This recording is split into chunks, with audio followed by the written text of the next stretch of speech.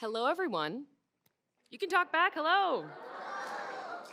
I'm Anna Martin. As you just heard, I host the Modern Love podcast here at the New York Times, and thank you, and we are so thrilled to have you here for a spotlight on Asian American culture today. This is a very special evening brought to you by the New York Times and by the Asian American Foundation, and this event is really the culminating moment of our recent series celebrating the breadth and the depth of Asian American creativity that's happening right now. Over the past year, we've explored the rise of new voices, the redefinition of old narratives, and the ways in which Asian American artists and thinkers and makers are shaping the culture around us. The stories in this series are thoughtful and provocative and joyful and enduring, and you can find the full series online by scanning this QR code on the screen. Also, for tonight only, we have a print edition of the series available in the lobby. Get your hands on those, take it home, share it with everyone in your life. In other lobby-related news, we have a cocktail hour after tonight's event, so please stick around, join us for that. I want to say again that this entire initiative is made possible by a grant from the Asian American Foundation, so thank you again for your support. I'm now excited to introduce an esteemed member of the New York Times leadership, Chief Growth and Customer Officer, Hannah Yang.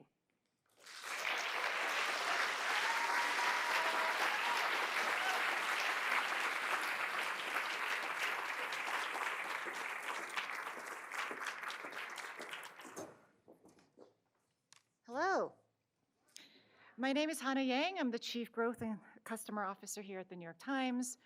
Before we begin, I want to take a moment to thank all of you for coming here tonight and share a bit of a reflection. So one of the first things that my parents did when they came to this country was to subscribe to the New York Times. I just assumed that they did this so that I nail a top SAT score. But realized as I got older that what they really had in mind was for their children to become citizens of the world. They recognized the power of the Times journalism to help people deeply understand the world around them. Breaking stories and urgent reporting are vital to the Times' role in doing that in today's fast-moving world. Grant-funded journalism like this one allows our newsroom to dedicate even more resources to meticulously reported long-form work, which we believe is just as essential. The Asian American and Pacific Islander story is one that is beautiful, glorious, and complicated. One that is hard to decipher from just breaking news or the news-driven stories that dominate our homepage. This project really added nuance and context that allow the Times' massive audience to gain a deeper understanding of the human experience. The individuals who are featured in this line of coverage, as well as on stage tonight, have been able to perform and create with an unprecedented amount of freedom. To see the power of the Times journalism stretched across so many meaningful topics that are touching our communities is truly remarkable to me. This feat of journalism and tonight's event were enabled with the generous support of the Asian American Foundation. With that said, please join me in welcoming Norman Chen, CEO of TAF, to say a few words.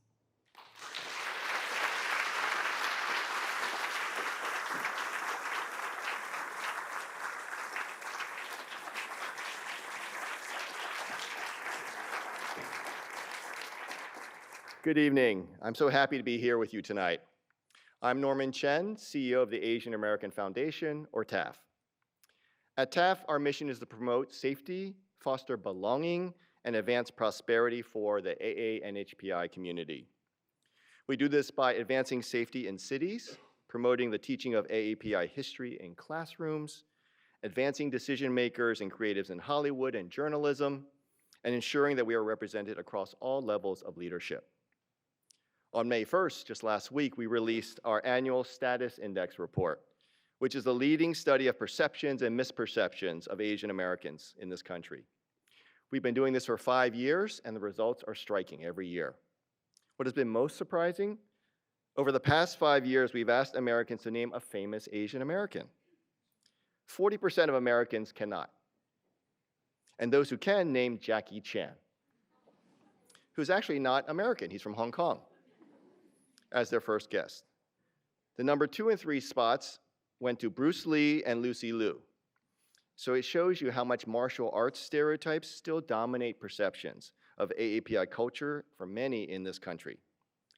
That is why we're delighted to offer grant support to the New York Times to tell the stories of Asian American cultural influences and influencers, because we believe change comes when we bring our stories to light.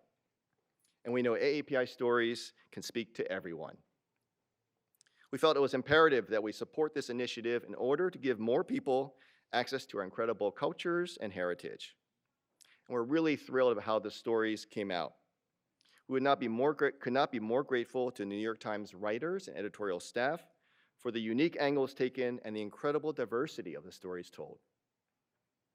It has been wonderful to see how much these stories have resonated with our community and the broader American community. This initiative has shown just how much an impact we can make through collaborative and diverse journalism.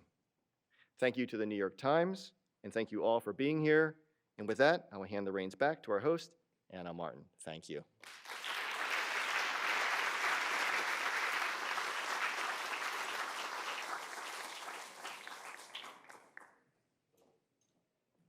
Hello again.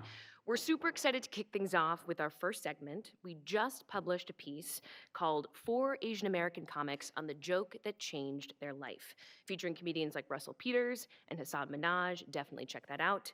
Tonight we're discussing the joke that changed writer, actor, and comedian Aparna Nancherla. She'll be joined by my colleague Wilson Wong, a staff editor at the Times who also contributed to the piece. Please welcome Aparna and Wilson to the stage.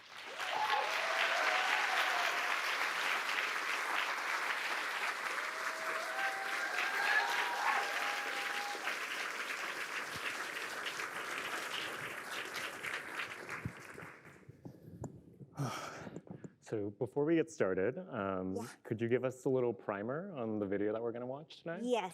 So the joke I've chosen is from a comedian named Chelsea Peretti's Netflix special called One of the Greats. It came out in 2014, so over 10 years ago now, but it was just a special that really impacted me when I first saw it, and I was hesitant to highlight a white lady tonight, but this is my journey and my story, so I had to. Sometimes that's how it goes. It is your story. Yeah, yeah.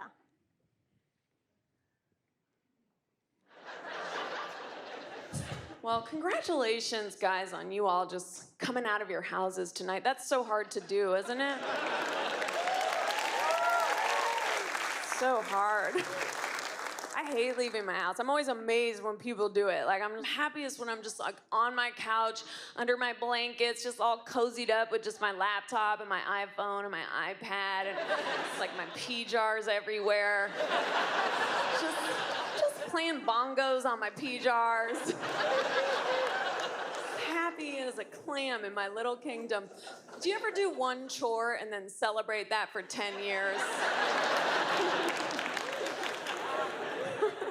Or you hear, like, you have a pile of dirty dishes in the sink in the next room, and you hear water, one drop into it, just like, boop. And you're like, I know! That's my kind of household, but I love it, you know? Like, sometimes I feel like if these walls could talk, they'd be like, bitch, you're back in bed again? And I'd be like, shut up, walls! You're boring, too.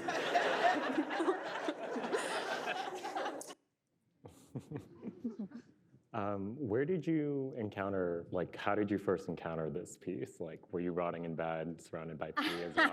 Like, what was the lay out the land for me? That does feel like the ideal way to watch her special, I think. Yeah, but no, I had been a fan of Chelsea for a really long time. Like, I had started comedy in DC, and I had been following her. She was a New York comedian, and I had read her blog, and I watched her web videos. So when she came out with her first hour special, I was like definitely already on board.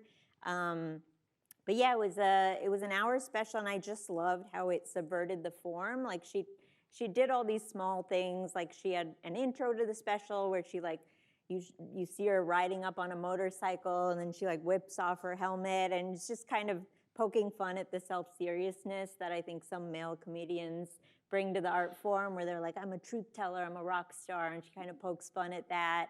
And then there's, like, reaction shots during the special where it, like, you know, it's usually you see people laughing in the audience, but at one point she cuts away to like a baby, and then there's like a dog. So I just loved how much she subverted the form, and I think that really spoke to me. But then this joke in particular, I think really resonated with me, just on a How personal so? level. Well, I am very much a homebody and an introvert, and I think I've always had an ambivalence with performing, where I love to show up, but then I also love to be at home and like kind of be tucked away. And there's actually a quote by this British psychoanalyst named D.W. Winnicott that I always think about, where he says, artists are driven by the tension between the desire to communicate and the desire to hide. And it is, you know, a joy to be seen, but then a disaster, or a joy to stay hidden, but disaster not to be found. So I think I've always struggled with that push and pull between like being out in the world and being seen and telling my story, but also having this impulse to kind of be under the radar and be hidden. Yeah. Were there particular bits to the joke that like you particularly resonated with? Yeah, I think just like the impulse to be like, I don't want people to see me. Because I think even now culturally, like even if you're not a performer, there is this, you know, on social media, this idea of like, if you're not out there, if you're not telling people about your life, if you're not sort of curating a version of it, do you even exist? And I think I just like that she was naming like, yeah, but we all also have a desire to be private and like not be seen, and to have a part of our life that is not for public consumption. Yeah. Yeah. How did it change, I guess, how you interact with comedy and how it influenced your career?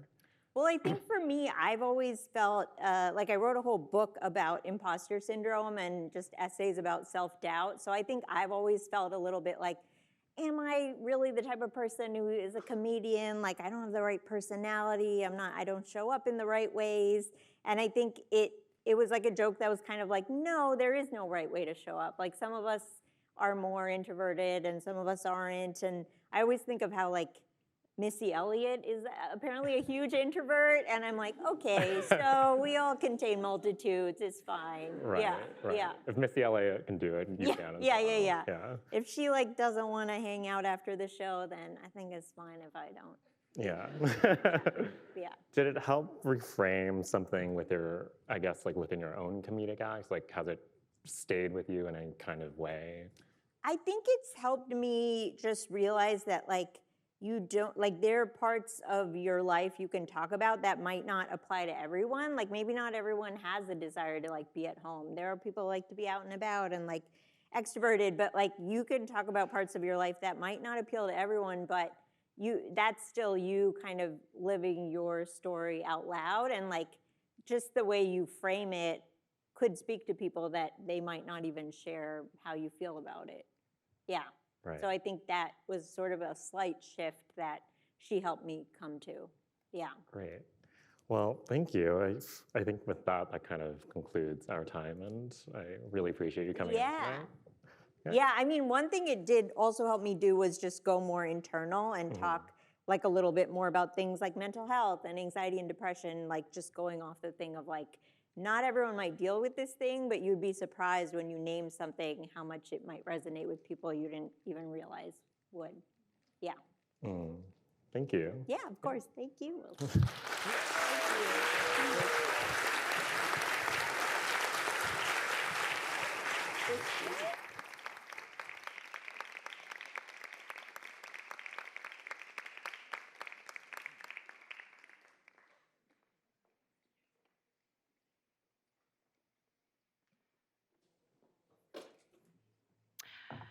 Up next, we have a conversation that explores identity, creativity, and what it means to belong, especially if you embody more than one culture. This next panel brings together three groundbreaking voices who've each carved their own path in food, fashion, and the arts, and who are helping expand the way mixed-race identity is understood today. We'll be joined by Chef Leah Cohen, owner of the restaurants Pig and Cow and Piggyback, who's reimagining Southeast Asian flavors through a deeply personal lens. Joe Ando, actor, fashion designer, and viral TikTok creator, who's redefining fashion stitched together with humor, heart, and a fearless sense of play. and Chloe Misseldine, a principal dancer with the American Ballet Theater, who's bringing powerful new dimensions to the classical stage. Guiding the conversation is my colleague, Anna Kode, a reporter for the New York Times who covers identity, culture, and the stories that shape how we see one another. But first, we asked some creatives across industries to tell us a little bit about a life-changing cultural moment. Let's take a look at what they had to say.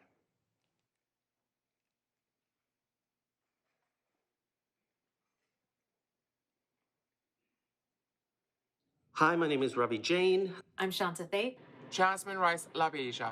Hey, it's me, Kiko. My name is Kieran Deal. I'm Joel Kim Booster. My name is Randall Park, and I'm about to answer this question. What is my favorite AAPI pop culture moment? I think that Hassan Minhaj's White House Correspondents' Dinner, where it was during the first Trump administration and he talked to journalists about how they were the new immigrants being persecuted, was so bold, so brave, and just so brilliant.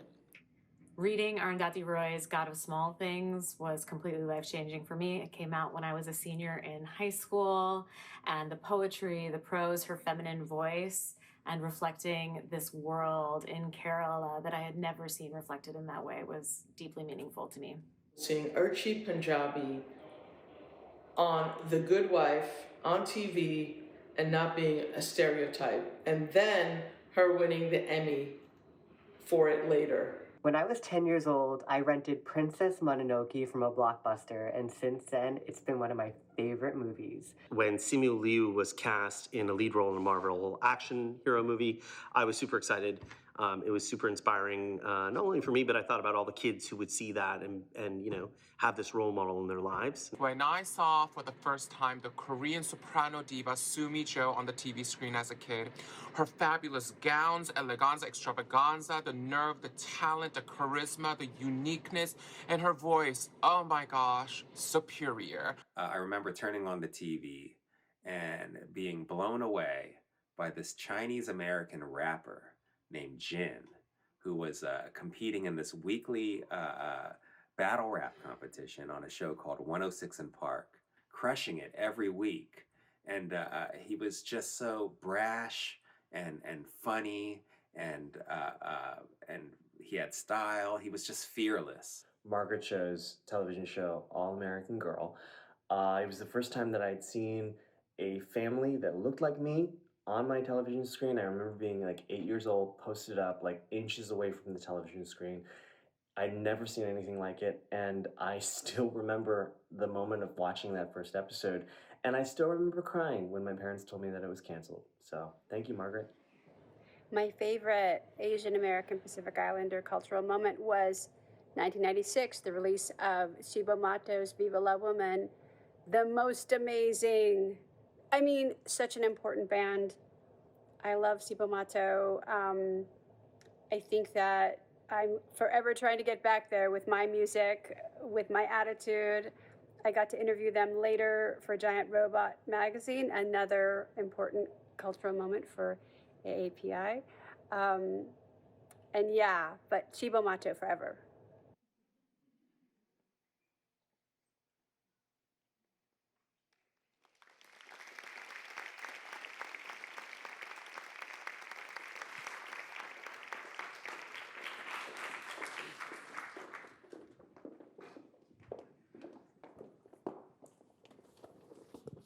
Hi, everyone. Thank you for being here. Today, we're going to reflect on how far we've come in embracing multiracial Asian American identities while also acknowledging the complexities that exist within that. I recently wrote a profile of Merle Oberon, who in 1936 became the first Asian actress to be nominated for an Oscar. No one knew it at the time, though, because Merle had passed as white, and her story really speaks to the lengths that people of color have had to go to make it in their creative fields, but also the fluidity of identity. So to start it off, Joe, I wanted to ask you, because you've been open about how growing up, you know, among the Japanese community, you were viewed as white, but among white people, you were viewed as Japanese. And maybe you could speak to what kind of impact that had on you and what that was like. Like a super awkward impact, like in a lot, in a lot of ways, because it's really weird sort of not having like a say in what you represent and like what you want to be as a person. Because growing up, my mom's Japanese, so whenever I'd visit my family, I was kind of like the weird outsider because my Japanese has become so spotty. But that's also by way of growing up in a very white town where, like being Japanese was kind of like my token, like that's kind of what people knew me as. I was like the Asian kid until I transferred schools to a school where there were more Asian people, so it felt more normal. I honestly was really surprised. When I transferred high schools at one point, I was like, wow, like there are other Asian people. I was the only one in my high school, in my like town for like 10 years. So it's really weird. Finding like my sense of community was always really strange, and it took until like being like 23 or 24 to really start to be able to specify and meet more people like me and start to become more proud of my identity as an Asian person. Because like I said with my language, I spoke a lot growing up, and then like from the ages of like 14 to 18, which are like critical years for where your brain molds and you start to try and figure out who you are. It's super awkward. Where I started to like feel more comfortable in myself again. But I think I've noticed that like that's a pretty common experience. I've met other like half Asian kids, half Japanese kids who also shared like the same experience. Some who grew up in Japan, some who grew up on Long Island. But yeah, it was very hard to have like a strong sense of self. And even to this day, I'm still trying to kind of place that.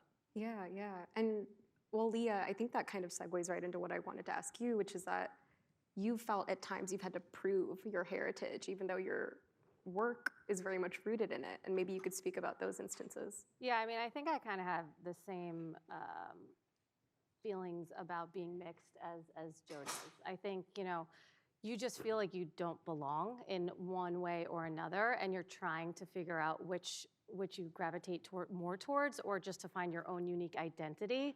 And the Filipino side of me, I will never be Filipino enough, no matter what I do to help promote the culture. And the Jewish side, they embrace me, but I'm not Jewish enough to get married in the Philippines by some like one of the 3 rabbis that they have in the Philippines. So like when I got married in the Philippines, literally there's probably 5 that I could go to, and there was only 1 person who would marry me. Because I wasn't Jewish enough, because my mom converted. So it's very hard, and especially as a chef, I cook Southeast Asian, predominantly Filipino food.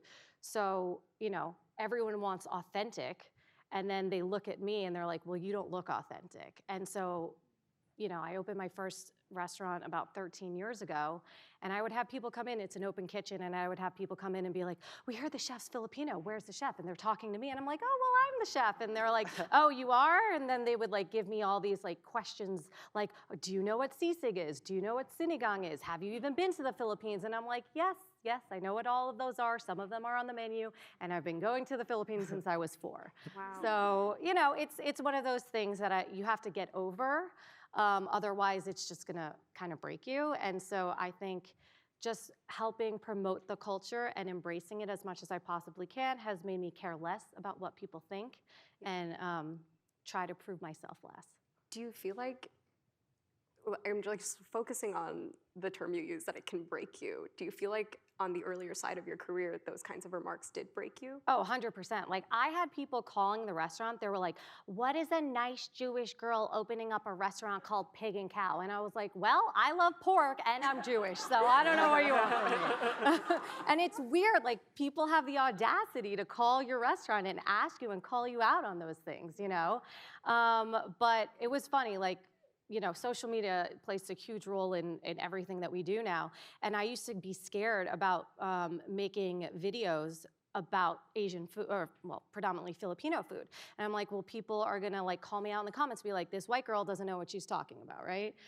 And then eventually I stopped caring, and I just kept going hard into like leaning into the Filipino cuisine, and people were just like so thankful for me just spreading the recipes that maybe they didn't know how to make because, their grandmother passed away and no one knows how to make it anymore, or just really just helping promote Filipino food. So I don't care anymore, and I think getting rid of that stigma and getting over it has really helped me grow as a person. Right. I mean, in the future, everyone is going to be mixed, so like exactly. Get used to it now. Yeah. Chloe, I'd love to hear from you about your kind of journey immersing yourself in your own culture, because you grew up in the States, your mom is from Shanghai. Did you ever feel like an outsider to your own culture? And just how did it go learning more about it? Yes, my journey immersing myself into my culture is always very special to me. Growing up, we didn't speak Chinese in my household. My dad is South African, my mom is from Shanghai, and they're both immigrants to the United States. But naturally, growing up, we spoke English in our household because it was just the more natural thing to do. Both of my parents were just such hardworking people trying to take care of 3 kids, you know, running around and working simultaneously. So naturally, trying to speak this language or involving this culture into our everyday life was very unnatural and just didn't coincide with our life. And when I was younger, it was always a big question to me, like, am I Chinese, am I American, like, what am I? But it wasn't really clear until I started traveling to China at a young age. My earliest and fondest memories was when I went to Beijing in 2015, and I performed in this Chinese New Year gala festival, which was broadcasted all over China, and millions of people would watch this gala performance, and it was just a huge honor to be invited to dance here. So that was kind of like my first introduction into the culture and the heritage that is my blood.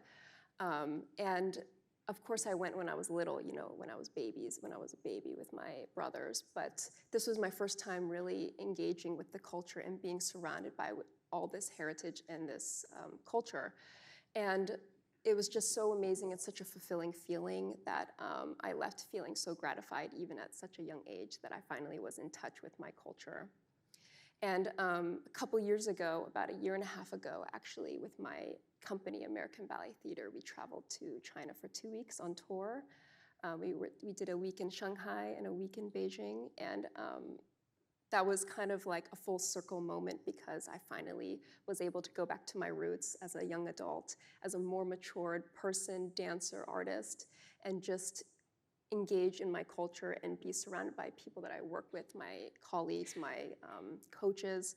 So just that full circle moment really was engraved in me, and I felt that it helped me grow as a person, not only as a Chinese American individual, but just overall as a whole. And I felt like that whole journey was just so special to me because even though I wasn't fully involved in the culture and didn't speak the language, I was still able to be in touch with my heritage. Are there specific aspects of it that you feel like you were able to bring back to your life here and that you're kind of in touch with on more of a daily basis? Yes, well, this whole experience, the first time I went to China, I traveled with 48 other students ranging from 11 to 18 years old who were also Chinese American.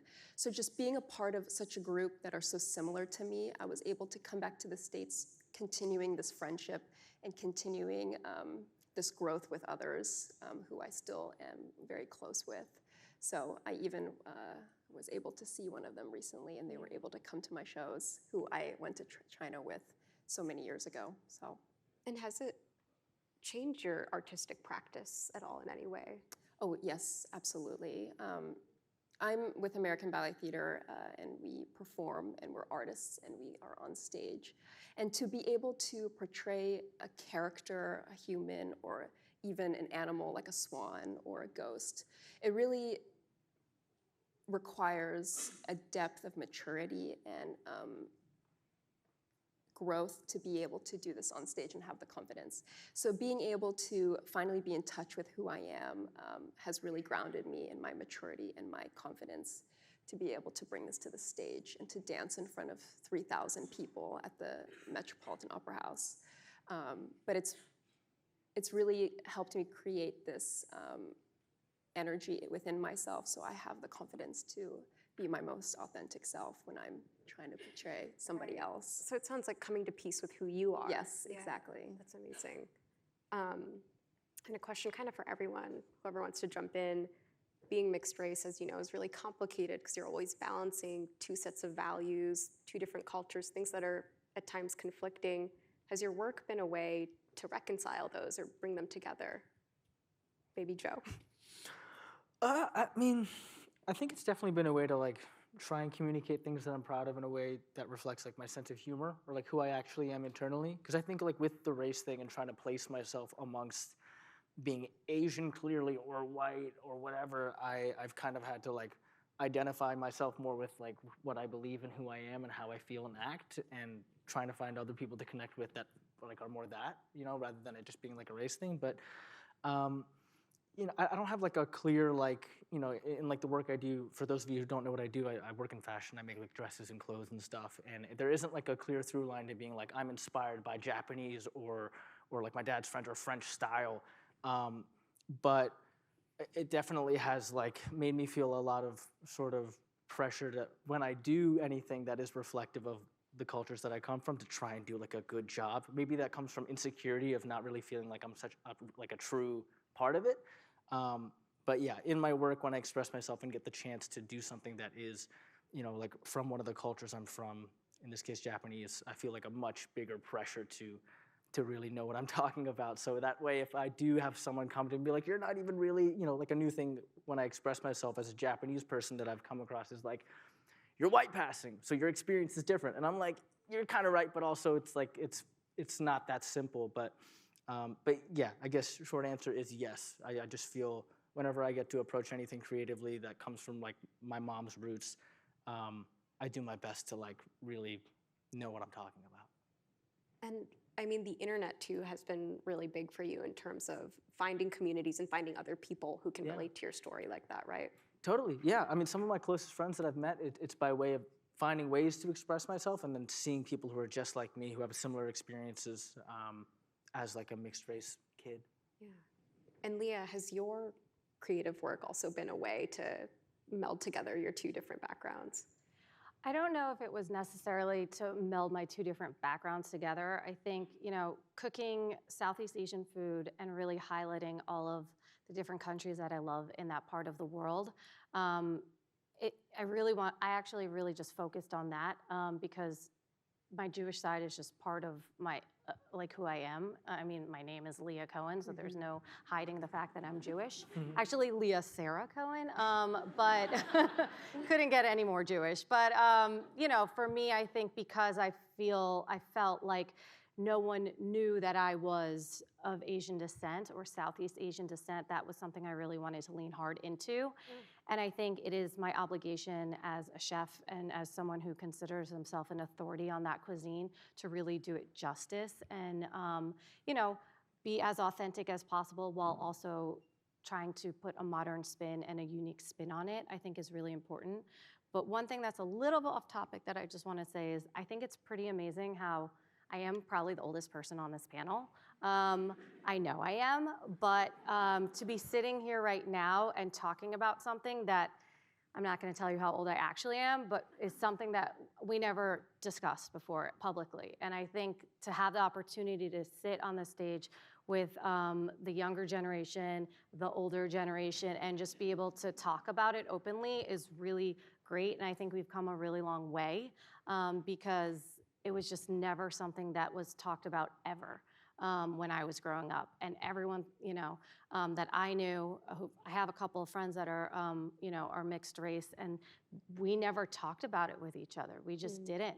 Everyone thought my mom was the nanny, you know? And it's like these, like talking about it and bringing it to light, I think is gonna really help the younger generation and myself just hopefully not have to deal with kind of the hardships and the growing pains that that I had to go through, that they have to go through. And like you said, everyone's gonna be mixed kind of at some point. So let's just, it's a great platform, and I really appreciate that we're having this conversation.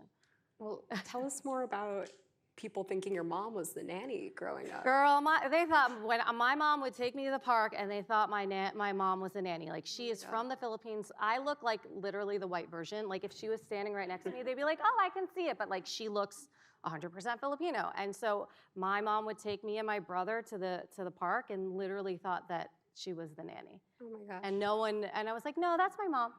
Yeah. And as a kid, did you know? I knew it more from my mom telling me. I didn't say, I couldn't pick up on that, right? I was like too young, but my mom, it really affected her. And you know, my mom is she was a dentist, she was a very smart woman, and to have, you know, people think that she was just like a nanny, and not that there's anything wrong with being a nanny, you know, but she felt like, I don't know, like she was proud of her child, and she was just like the caretaker. No, it's more that like people couldn't believe that this was your mother. Exactly. Yeah. And they can't even believe that she has a grandson with blue eyes, so. Okay, to pivot to a more fun question for a moment, which Asian Americans are you all seeing whose careers you're really in awe of or envy of? Well, somebody that I really admire, not necessarily their career is pivoting now, or should I say, but when I was little, my mom told me to read this book, or she recommended me to read this book when I was a teenager, and it's really stuck with me since then. It's called Joy Luck Club. It was written by Amy Tan. It's one of my favorites, and I think it's such a beautiful novel.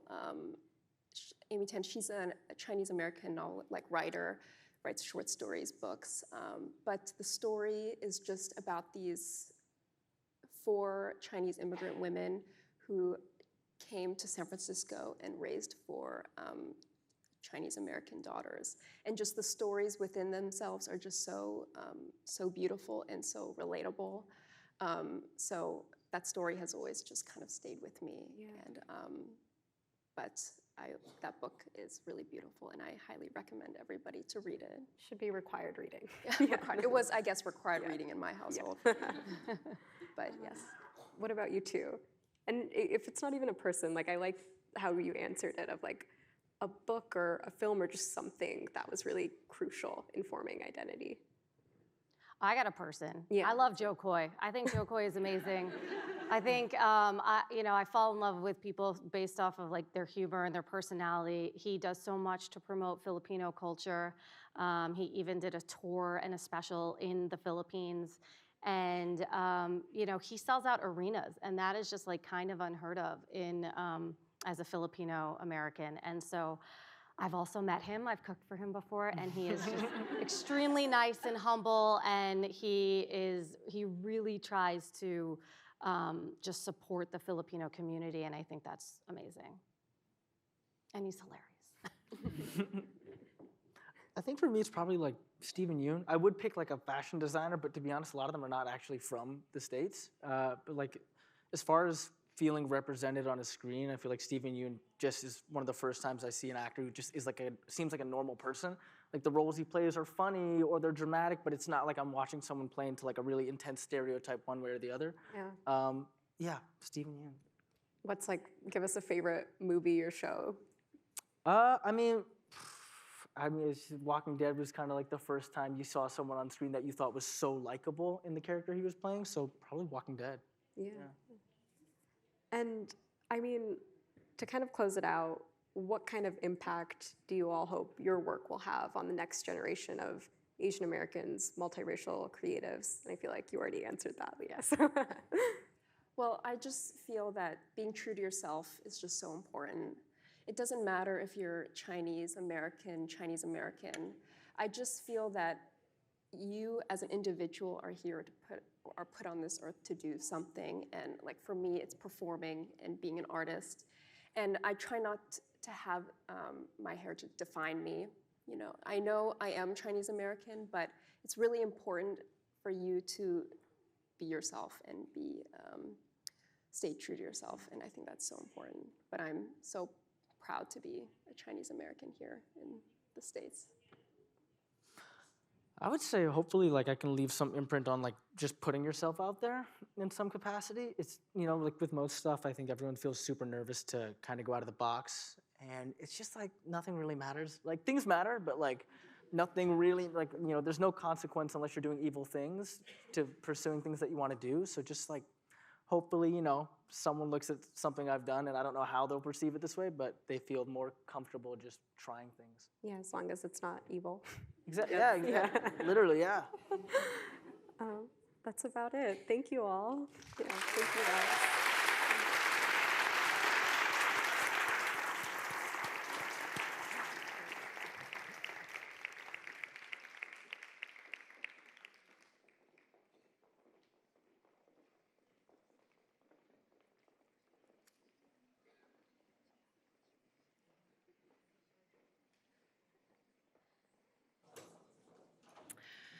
All right, we are so excited for our final segment today. This is a conversation between two boundary-breaking artists who defy easy categorization, and that is exactly the point.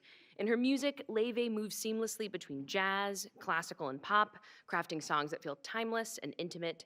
She was also a guest on the Modern Love podcast about a year ago, so I'm excited to see her again.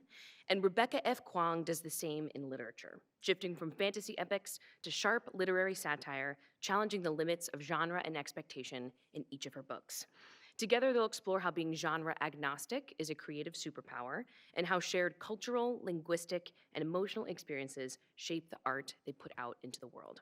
They'll be joined by the woman who helped bring this journalism to life on the page, now the stage, Veronica Chambers, editor of narrative projects at the New York Times. Please welcome Laufey, Rebecca F. Kuang, and Veronica Chambers.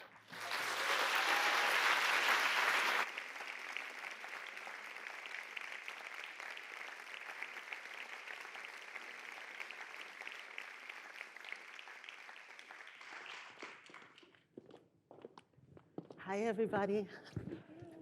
I'm so excited to be here with Laufey and Rebecca. Last May, we launched this nonprofit journalism initiative dedicating to telling richly layered stories of Asian Americans working across creative industries. As the fastest growing racial group in the US, Asian Americans and Pacific Islanders, the third fastest growing group, represent nearly 25 million people with roots in more than 20 countries.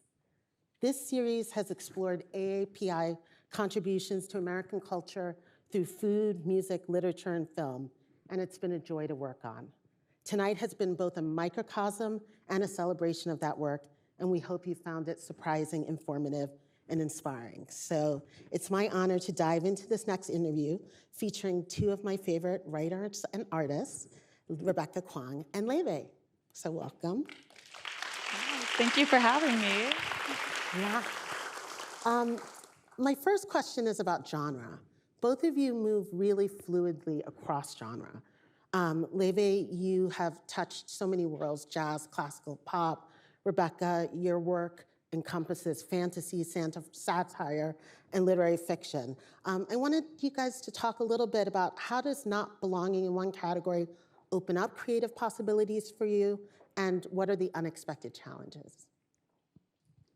Do you want to start? Okay. I love flitting between genres.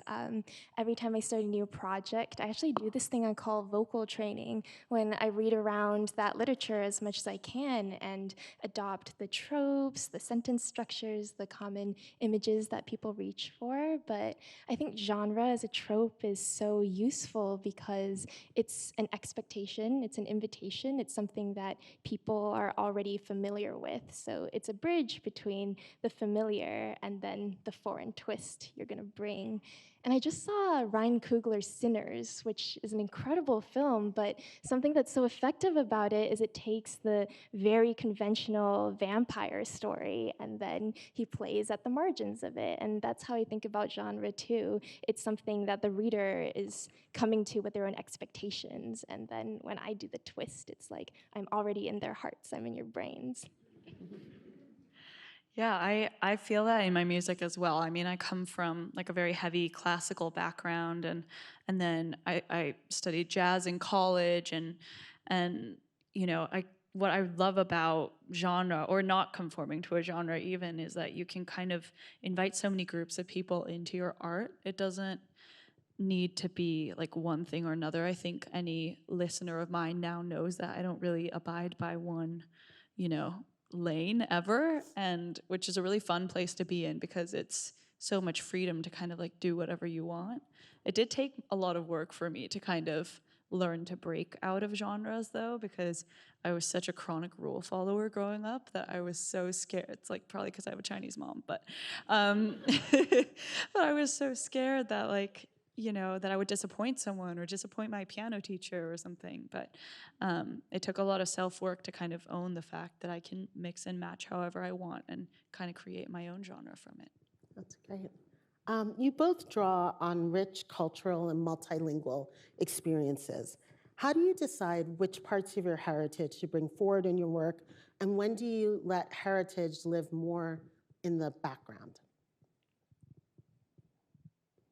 Well, Well, so I think about language a lot. I'm bilingual. My first language was Chinese, and then English quickly became my dominant mother tongue. And then I acquired my Chinese again as an adult. And as a novelist, the greatest superpower you can have is being multilingual and being able to read in another language or think in that language, because we experience the world differently in different languages. Even basic concepts like time and space map onto each other differently. A fact I always like to tell people is in English, the future is associated directionally with what's in front of you, and the past is behind you. And in Chinese, it's flipped. And a Chinese teacher once told me it's because you can see the past, it's right in front of you, but you can only walk backwards into the future. And then for me, the magic comes when I take that Chinese sensibility, those images, those structures, those conceptual metaphors for thinking about the world, and bring them back into English, because then my English doesn't sound like anybody else's. Vladimir Nabokov's English was so playful and weird and inventive because he was taking Russian thinking and stretching English to accommodate it. So that's partly how my multiculturalism, multilingualism affects my style. How about for you, Laufey? I've definitely experienced a very similar thing, like between, because I'm half Icelandic and half Chinese, and my first language was Mandarin actually, and I feel like the musical side of my family, they're all Chinese, so I learned music as in Chinese. Like all of my early music lessons were all, through all these idioms and this like kind of Chinese language that is so beautiful and descriptive and quite literal many times. Like growing up learning cello, like I learned that like vibrato was like wind on the fingers. Like at my whole Chinese family, the way they spoke it was quite poetic in a way that I think a lot of English has lost a little bit. So I've definitely like taken that into my writing. Like I think songwriting is one of those places where you can still be that descriptive and liken something to a tree or a horse or something.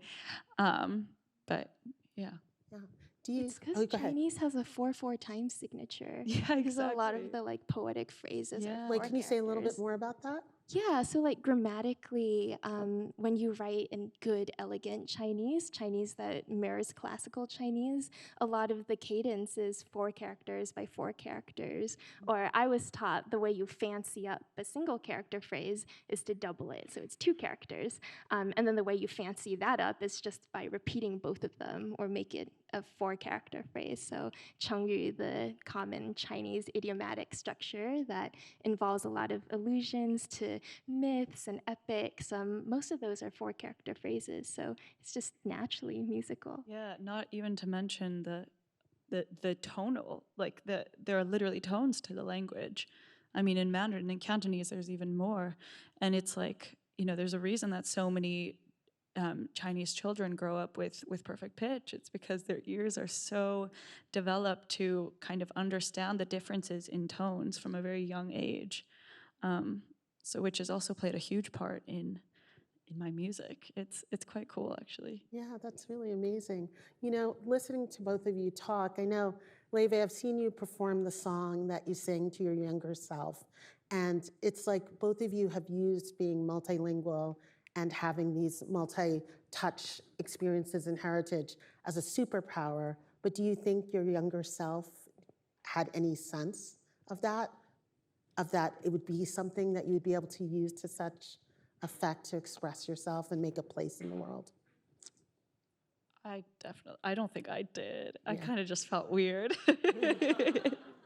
And everyone was like, oh, like your weirdness will be your superpower one day. And I was like, yeah, exactly. Yeah. And then turns out it is. It's so cool.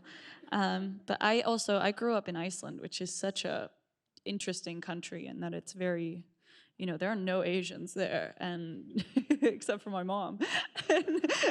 And it was, I felt so different growing up, and not even because people were trying to make something of it. I think, you walk into a room full of 99 blonde people and you're the only one that's like, speaks another language at home and has dark hair, you just immediately stand out. And I really felt the weight of that, and which was really, has affected me so much as a writer. And but yeah, I didn't really think of it until I used it for my job.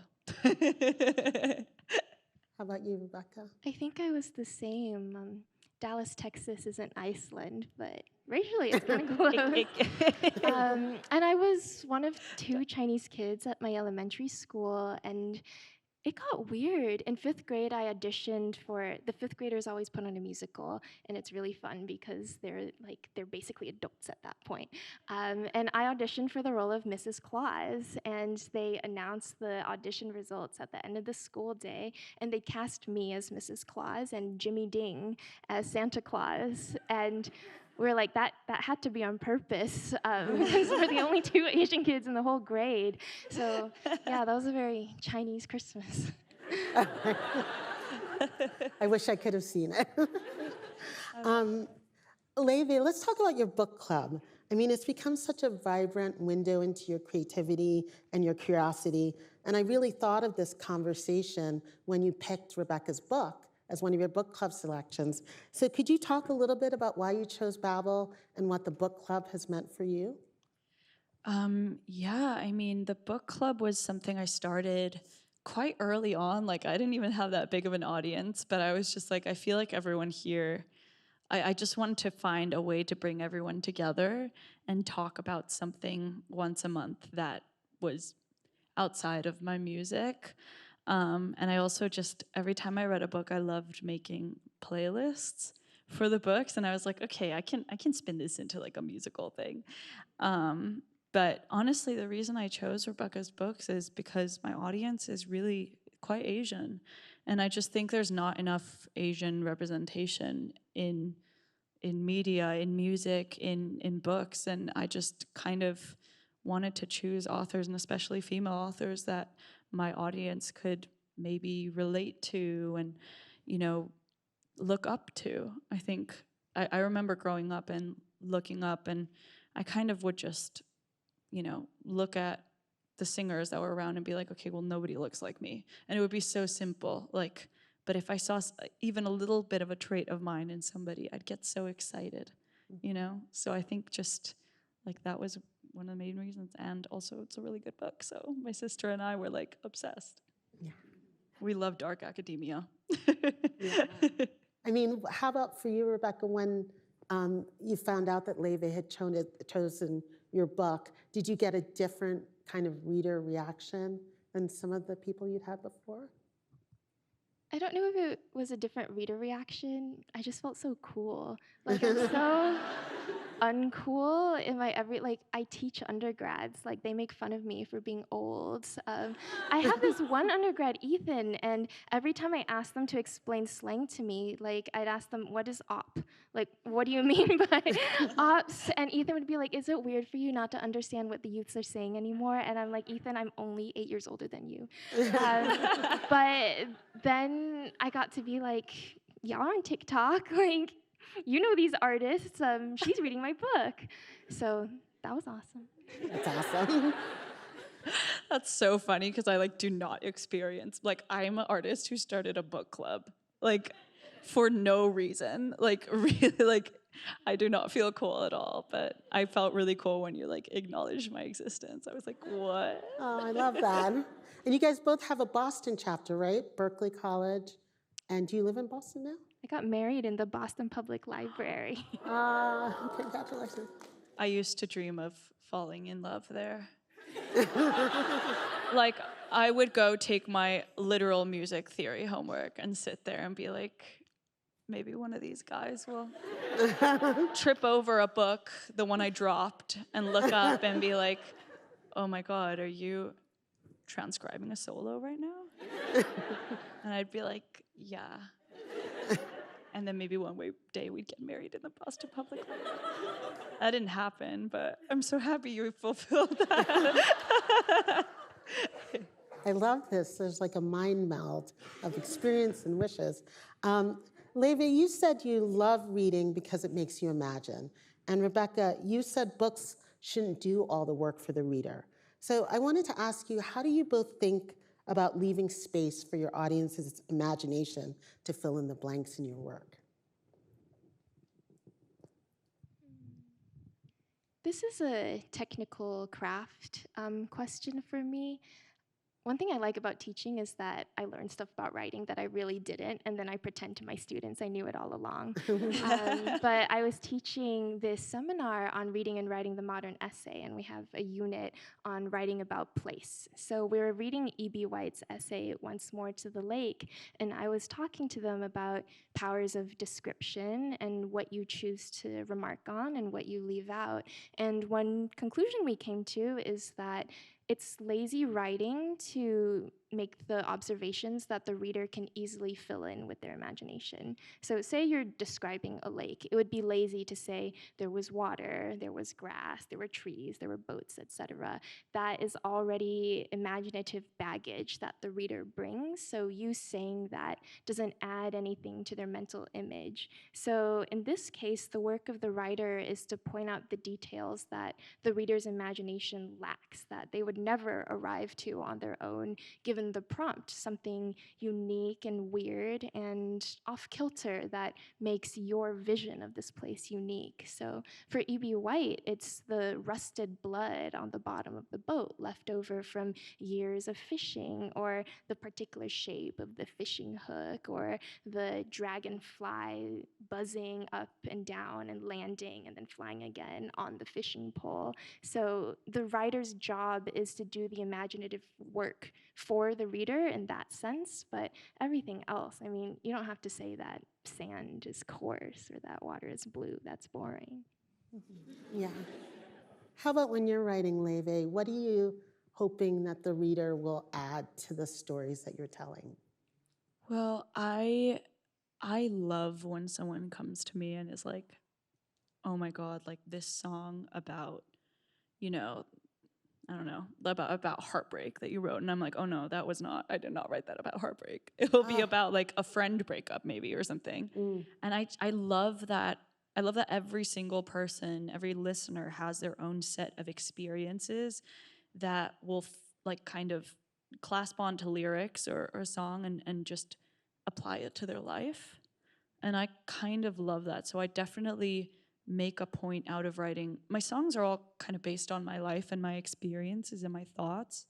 And I like to leave some information out sometimes. I think because in my head it just goes without saying, but I love when listeners kind of apply their own experiences to the songs. So I definitely like to leave something for the imagination. But yeah, you don't need to write that water is blue. Yeah, exactly. I wanted to ask you both about the art of translation. Rebecca, obviously you've explored translation quite literally in your work. And Laufey, you translate emotions into music often even without the lyrics, or just one line. I mean, you made blah, blah, blah iconic. So can you both talk about how translation works in your creative process? Literally and figuratively? This is something I'm struggling to figure out right now because I am working on a novel that is largely set in Taipei, and most of the dialogue is happening in Mandarin Chinese, but the novel is written in English. It's for an Anglophone reader. But all the scenes, as I think of them, take place first in my head in Chinese, and then I have to translate them in my head to render them to a translated version of English, which is paradoxically the original version of the writing.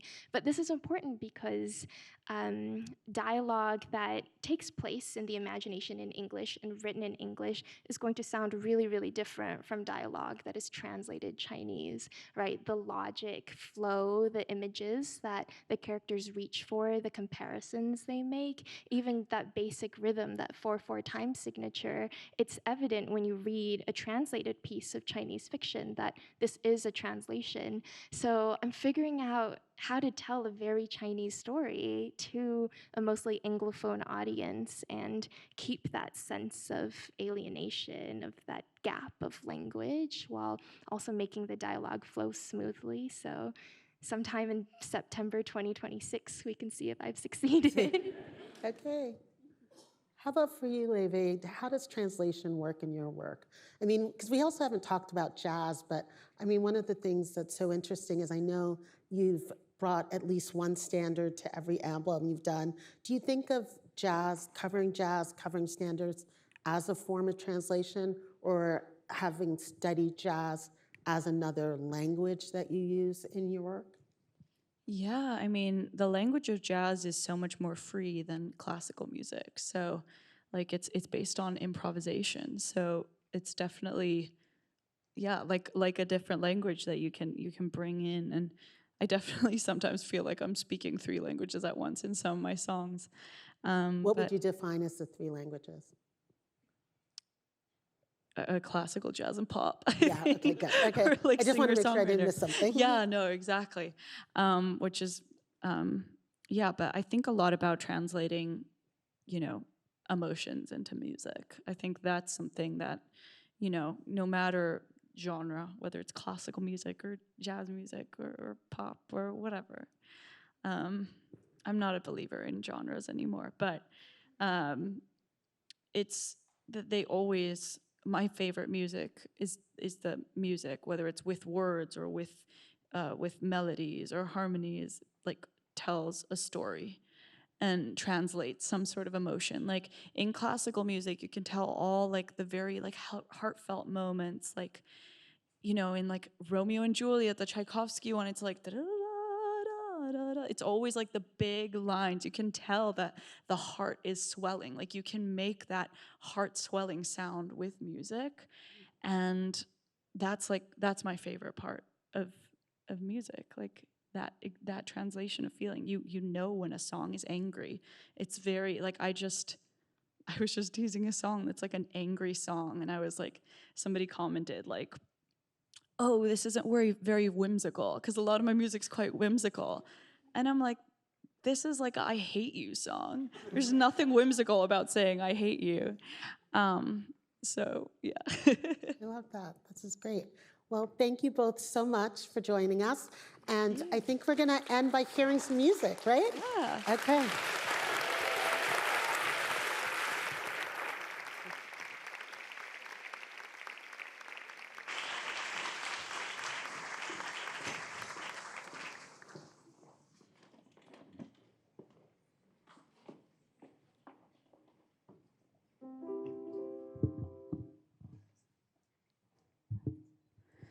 All right, this song is called Promise.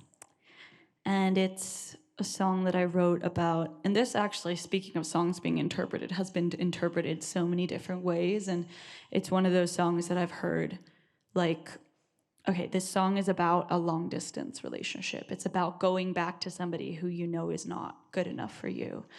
And recently, Alyssa Liu, who's just won the world championships in figure skating, and I heard her story about how she connected to the song, and to her, like her translation, the way it applied to her life was actually, it was her relationship to figure skating, and I thought that was so beautiful. So I thought this song would be appropriate.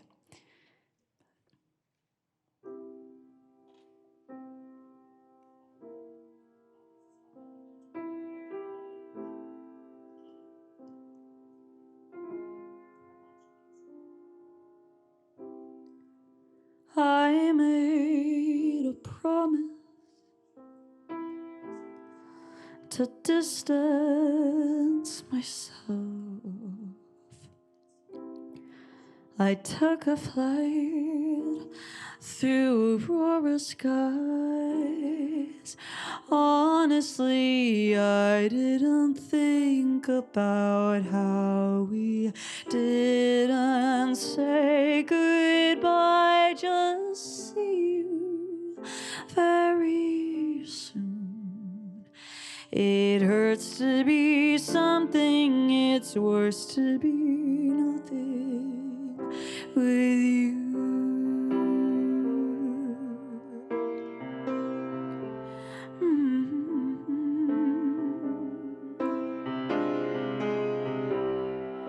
So I I didn't call you for 16 long days, and I should get a cigarette for so much restraint. No matter how long I resist temptation, I will always lose. It hurts to be something, it's worse to be nothing with you. I've done the math, there's no solution, will never last. Why can't I let go?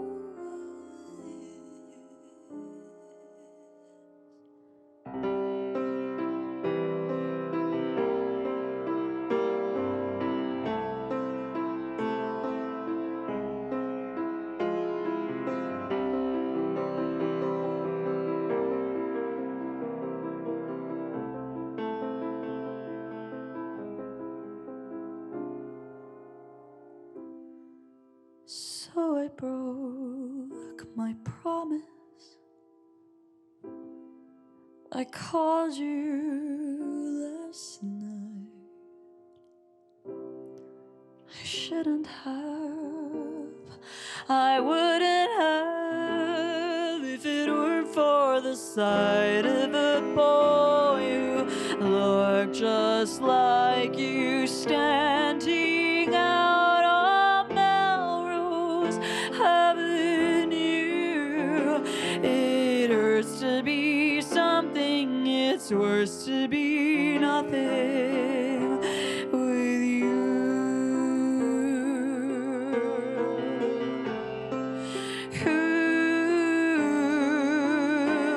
With you.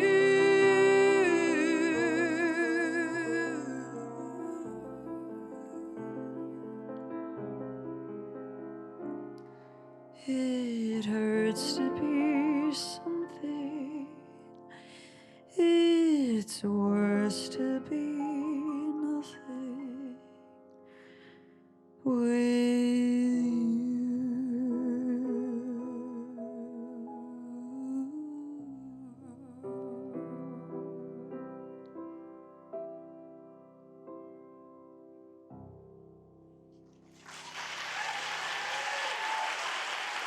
Thank you.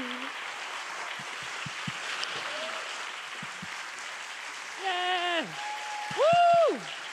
Everyone, give it up one more time for Laufey.